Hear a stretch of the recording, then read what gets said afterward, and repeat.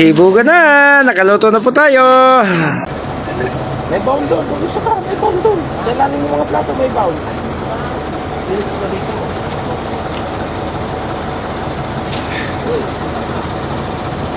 Higop! Higop na! Sige. Higop na tayo! Hohoy! Gusto na!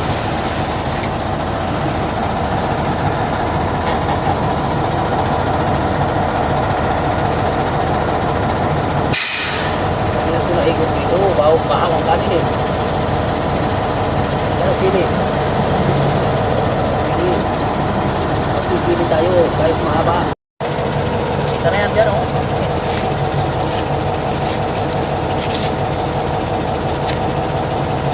Okay. Oh, kita mo right. Na. Kita mo na bilog. Kulit ko lang agad ano, sa isapaw. Ito natin.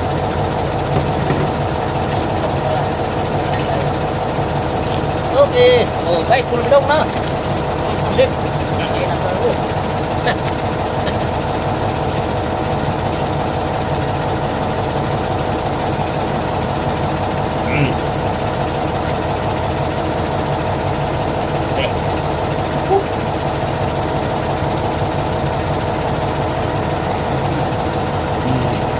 Ano yung sa bawal yung kanin na sinabawan?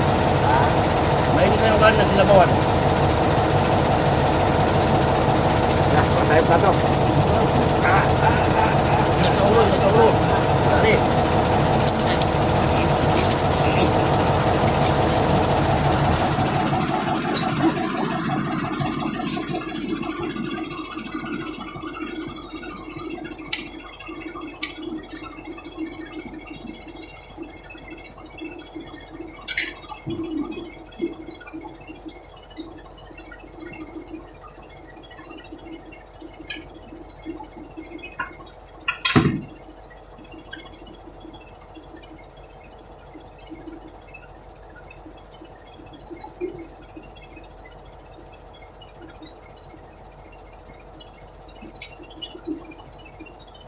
Kain tayo! Kain na po tayo! Balik na ni Bob sa kami ulam niya. Ito, yung tira niya.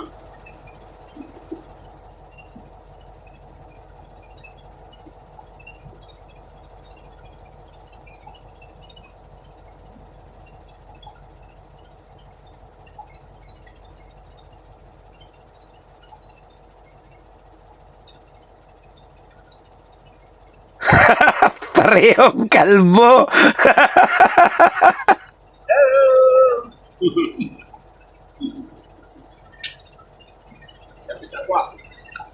Tubak-tubak yan. Tubak-tubak. Yan ha. Yan lang ano. Main lang.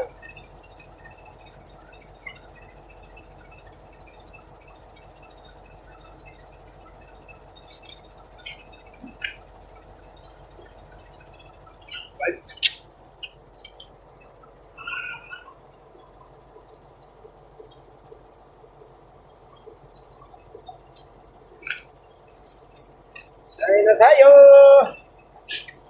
Ang init. Kahit nasa probinsya tayo, napakainit mga kabihera.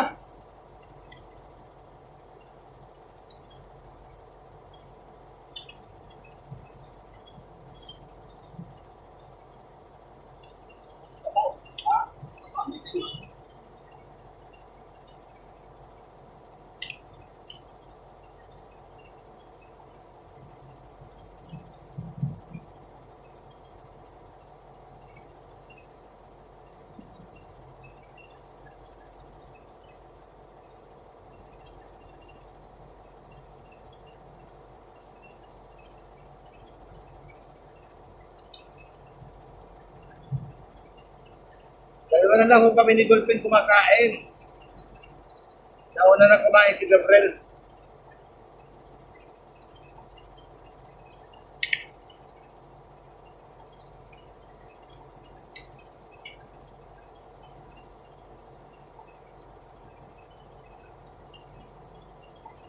Parang medyo nagalit na yung bahaw. Parang medyo nagalit na yung bahaw.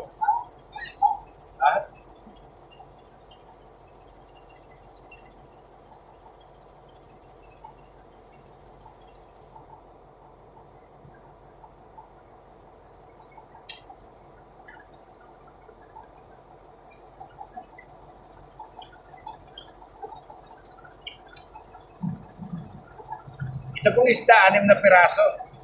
Bali, 142. 41, 141, 6 na piraso. Hinati namin sa gitna. Tapos yung kalahati, yung lahat ng buntot po, ay inadobo namin sa tuyo. Para bukas po ng almusal, hindi na kami magluluto. Kung sakali, magkakapi na lang kami at saka kanin. Kung sakaling kukulangin yung bahaw, yung matitira namin ngayon, magluluto kami ng bago. Kasi alas 9 po bukas ng umaga, babalik na po ulit kami ng Maynila. Mas maganda yun, napaaga yung biyahe.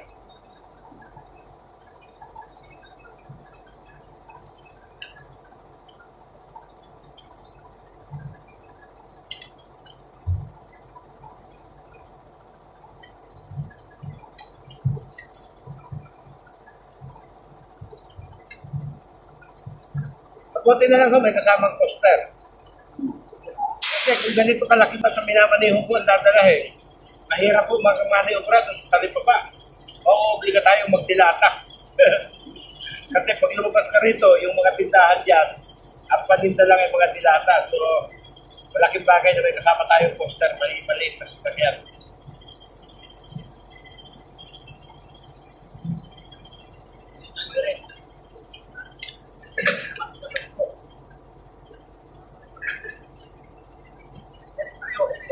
Hindi ko kami bumili ng bangos. Kasi itong area po na ito, masyadong malapit sa Laguna de Bay. Sa Laguna Lake, baka matimpuhan natin, yung tilapia at saka yung bangos ay dyan ang galing. Kung hindi ka ho sanay sa ganong uri ng bangos, siyempre may ibang amoy.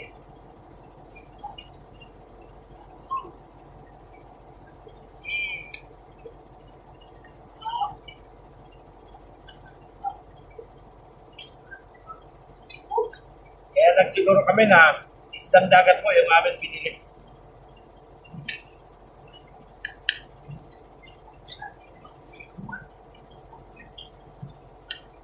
Ikot na!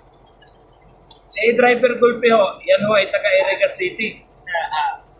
Nauna lang ako mag-retiro sa kanya, pero mas may edad siya sa akin, nagpa-delay ng ilang taon. Magpapaalam na rin daw siya.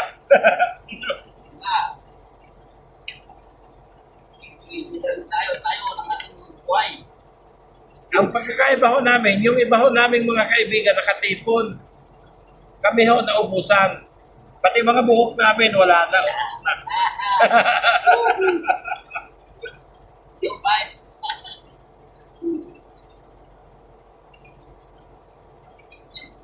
28 years na, no? 28 years na sa Kalunay. Yung pinuno niya, 28 years mga kabiyero. Pero ako, kahit inabot ako sa kumpanya nila ng retirement, hindi po ako sa kanila kumuha ng separation pay. Mga 8 years na po ako sa kanila, pero hindi na ako nagpa-regular galing doon sa kapatid. Magkapatid kasi may-ari doon dating kumpanya, at saka ito. Sabi ko, on-call na lang ako kasi nagkakaedad na rin tayo.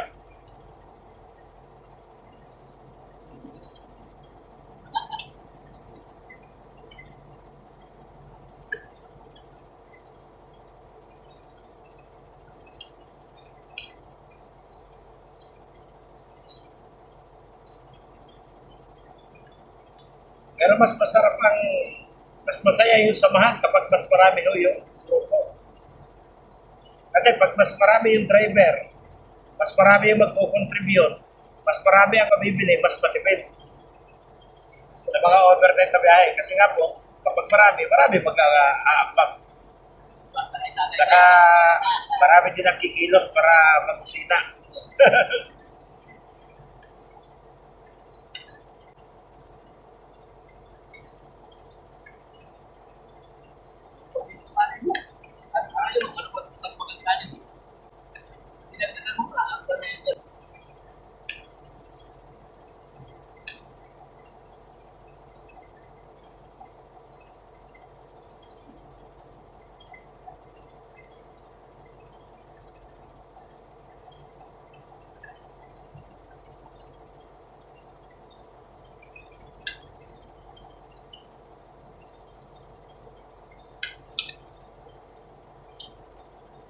Kumakain, buhay yung makina, buhay yung mga ilaw. Kasi kung patay yung makina, Wala akong pag-iiwasan. Kahit medyo mahal yung crudo, obligado po buhayin natin yung makina. Baka mamaya hindi na umandar. Ako, mas malaking gastos. Kinakailangan service na ng opisina ito pag hindi umandar.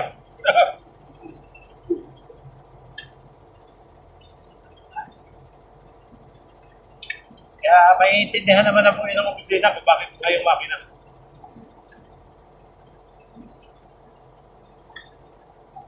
Baka dapat namin mag-ligpit, papatay na rin namin.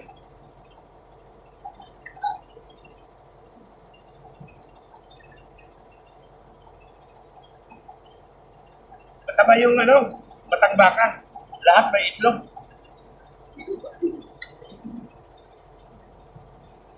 Dali ko na alam ko eh.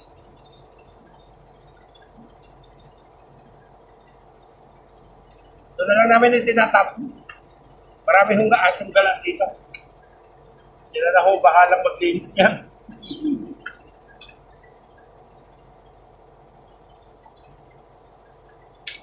Pero ito hong ganitong sitwasyon, matapos na yung season. Although mataas yung presyo ng mga bilihin ngayon at saka ng fuel, medyo nabawasan yung biyahe. Pero pagdating mo ng Hunyo, ay mas lalong babagsak mo yung bilang ng biyahe. Kaya yung iba mga driver, nag-uuwian na po sa kanilang pubisa, sinasamantala nila magbakasyon. So, babalik yung mga field trips, mga after 3 months off, matapos ang pasukan.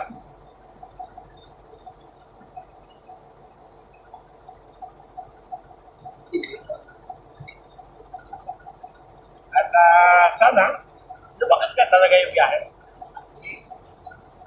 Kasi yun lang naman po yung inaasahan namin talaga yung biyahe.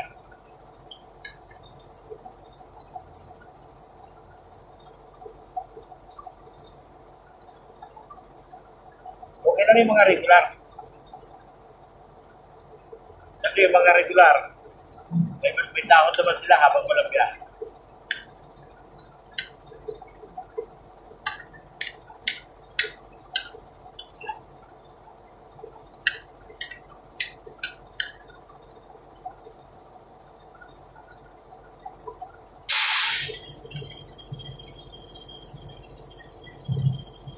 Pag problema dito, walang wifi.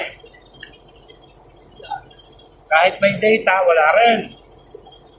Dentist pa to, ano ba na ito? Kasi nga ho, maraming puntok sa malimot.